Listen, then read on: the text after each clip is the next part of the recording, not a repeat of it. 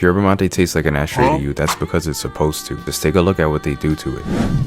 Now before you raise eyebrows, let me explain what's going on. This is a traditional drying method that's been carried out for centuries. The leaves and branches are tossed in a large tumbler and dried from the heat of burning wood, and this is what gives the yerba that smoky ashtray cigarette-like flavor. But sometimes it's taken a step further and goes through a barbacoa process where the yerba is left in a smoke-filled chamber for hours, allowing it to absorb all the flavors and aromas of the wood. It's like cooking meat in a smoker. But don't worry, not all yerbas are smoked. In fact, more and more companies are moving away from it and replacing it with air drying methods instead. You can also reduce the smokiness of a yerba by brewing it at a lower temperature. In my experience, the hotter the water, the more you bring out those harsh smoky notes. Another thing to note is that the more you drink yerba mate, the less you'll be able to taste that ashtray flavor. Most of the time, people who say yerba tastes like an ashtray are beginners, as their palates are not accustomed to the taste yet, which is why the smokiness is so prominent. I was the same way, but after drinking it for so long, yerbas rarely ever taste smoky to